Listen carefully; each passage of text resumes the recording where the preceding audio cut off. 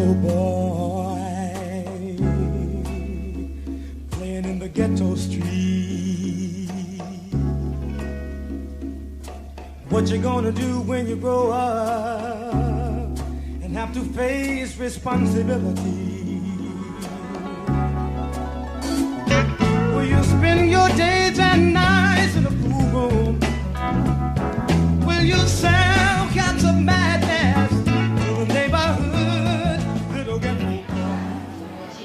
The moment I decided being a fatherless son was not going to destroy me.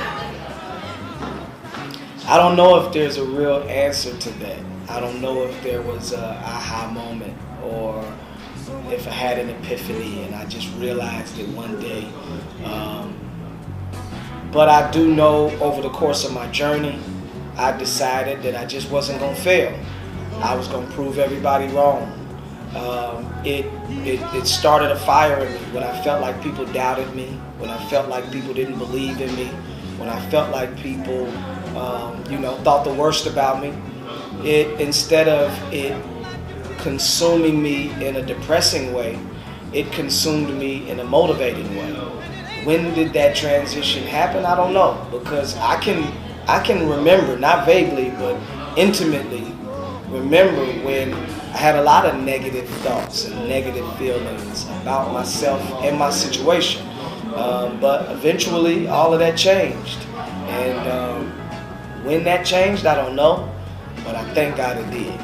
So I had to make it up in my mind that I wasn't going to let what has destroyed so many people, I wasn't going to let it destroy me. And so as a result of that, I felt like I wanted to make lemonade out of the bitter lemons that I had been given. Next question.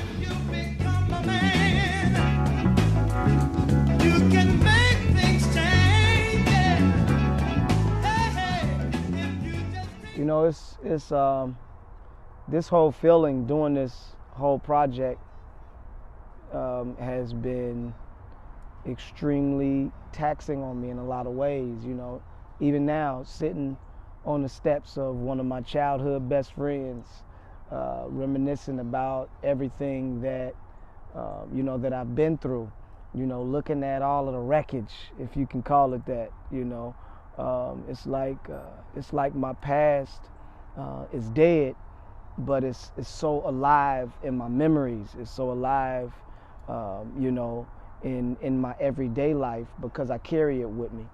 And I can remember that day that I realized that I was a fatherless son. I can remember that day.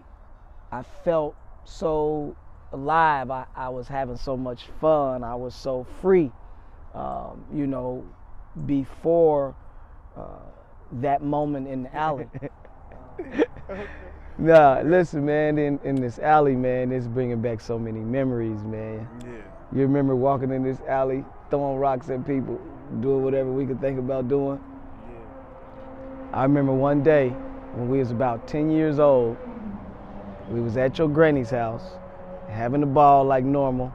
Might have been messing with, I don't know who, like the day because in our hood, when girls liked you, you know what I'm saying, they wanted to fight you. Yeah. You remember that? Yeah. Only problem is in our hood, the girls could actually fight. Yeah, you know what I'm saying? And so especially the girls around the corner. you almost got beat up that one day. You know what I'm saying? That's how much she liked you. Yeah, she was in love with you. And but you pulled through, you know what I'm saying? But I remember that day, and that was the first time I met your daddy. We was about 10 years old, and we was at Granny's. And I was in my mind like, basically, that's my brother's daddy. It's my daddy. So I've been calling him Pops ever since, my whole life, since about 10 years old.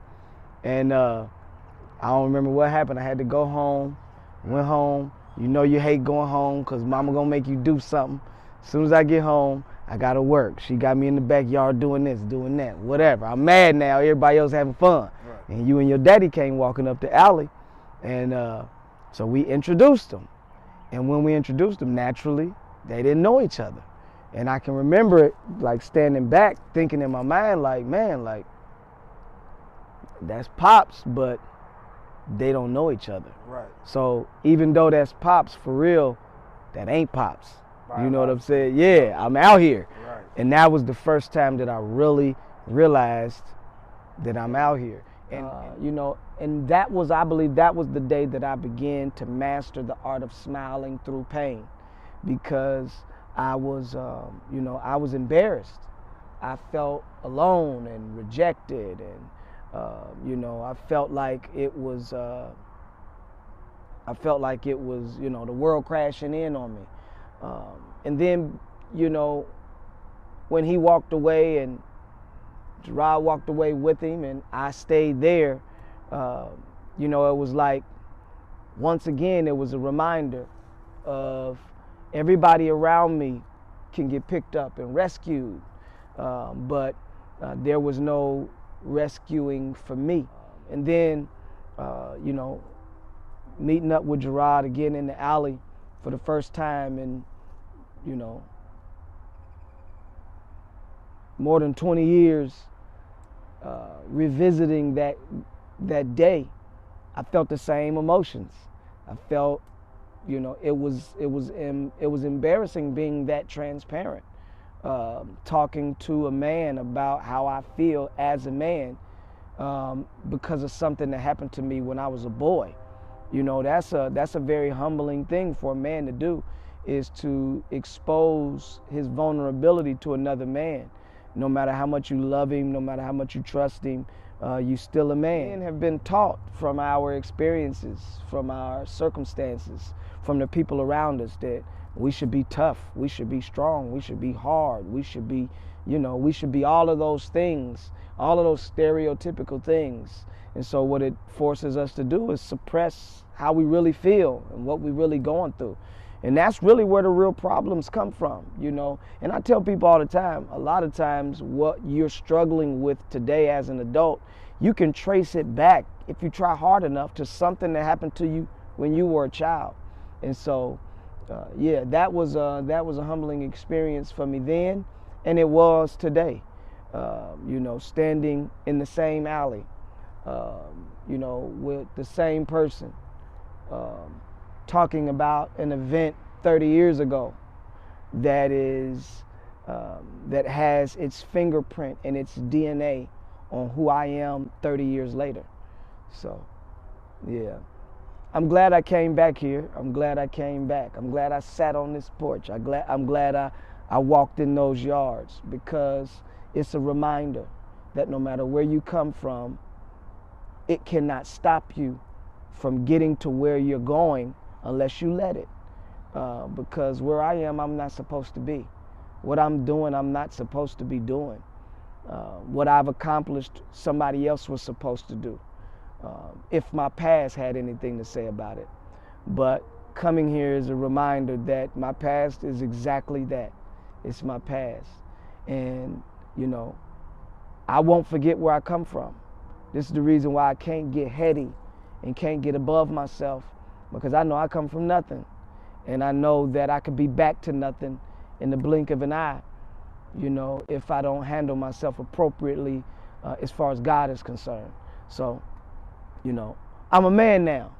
And these streets, these alleys, these backyards, these people, these experiences all worked together to help me be the man that I am. So I'm glad I came back, but I'm glad I get to leave. Days and nights in the pool room. Will you say